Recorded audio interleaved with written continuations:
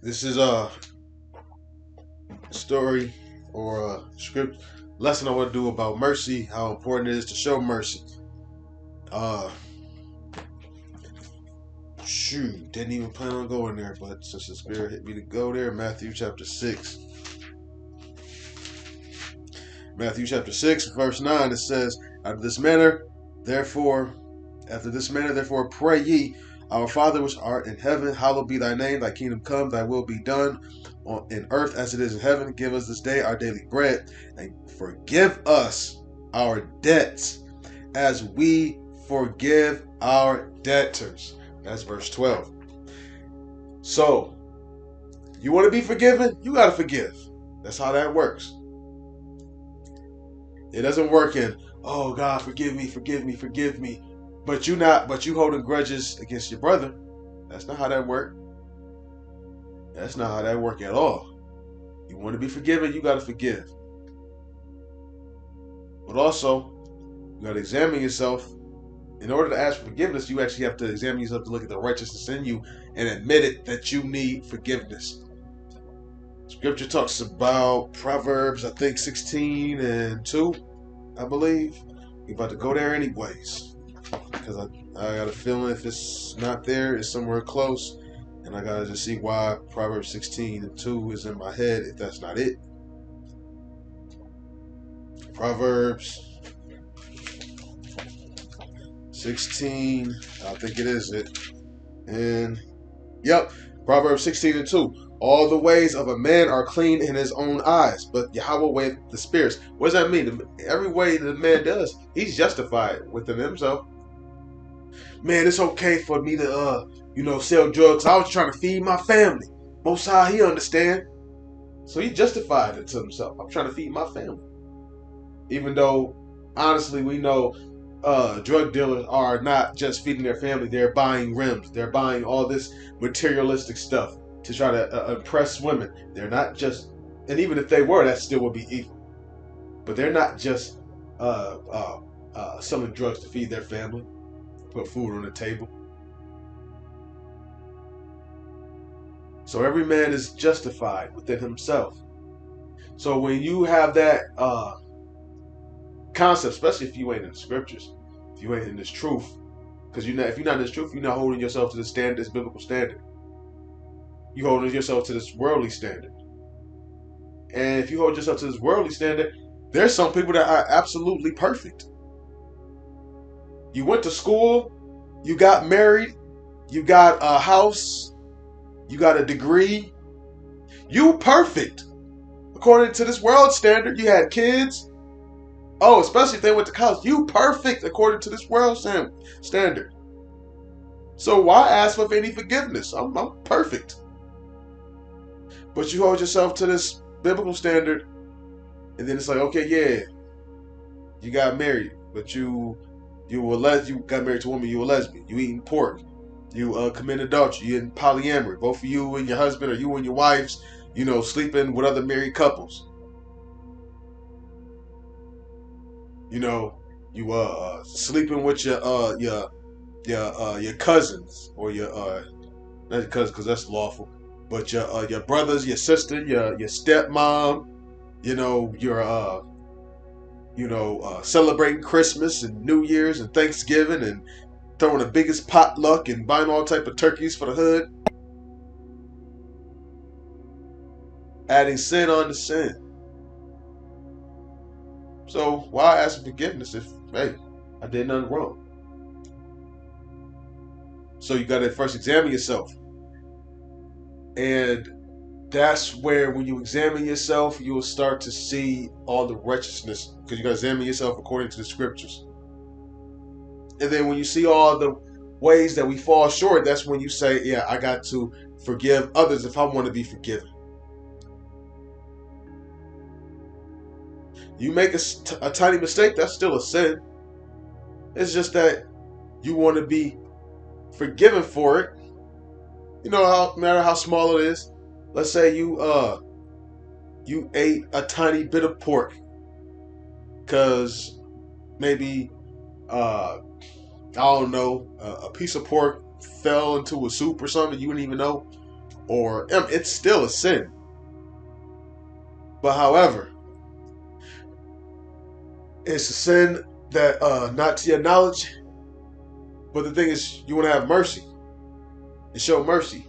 If you're not showing any mercy to anybody, oh, you be in hell for that. It's just like if you go to a judge is going to has the power. Okay, you broke this law. This carries 90 days or 2 years or 5 years.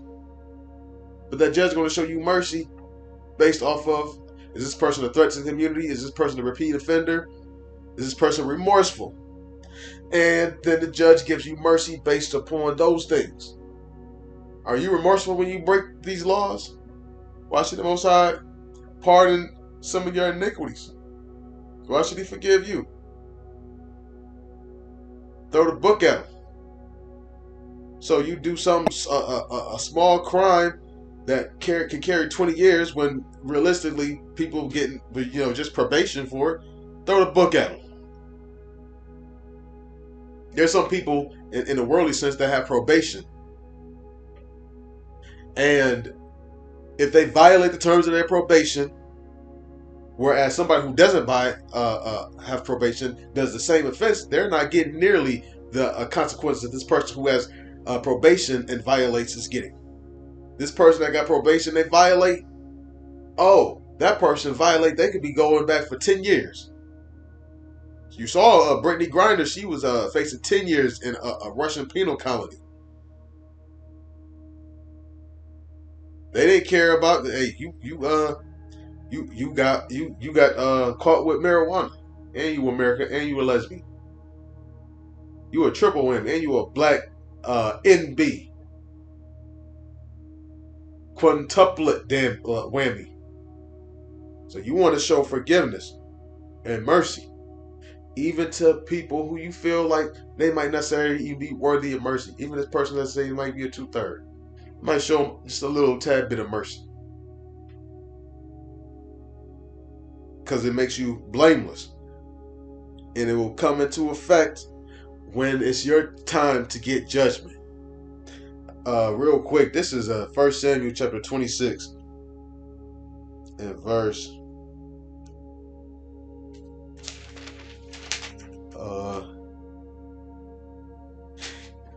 1 Samuel 26:7. And David and Abishai came to the people by night, and behold, Saul lay sleeping within the trench, and his spear stuck in the ground at his bolster. But Abner and the people lay round about him. Then said Abishai to David, God hath delivered thine enemy into thine hand this day. Now therefore let me smite him, I pray thee, with the spear, even to the earth at once, and I will not smite him the second time. And David said to Abishai, destroy him not, for who can stretch forth his hands against Yahweh's anointed and be guiltless?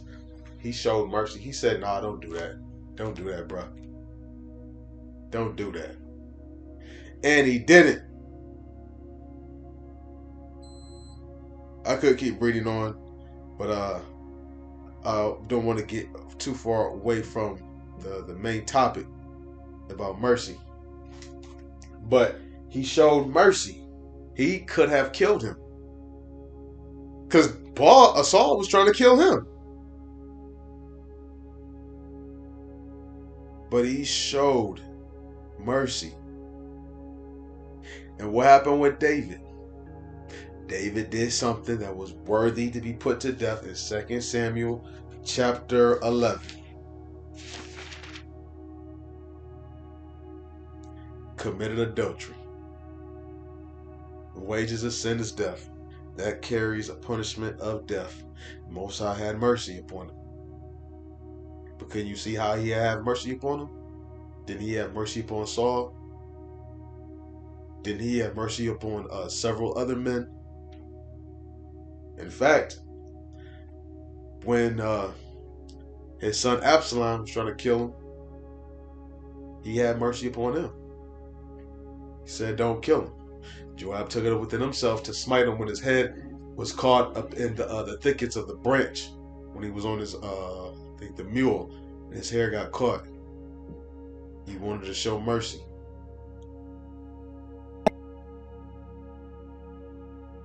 So you have to show mercy upon this thing.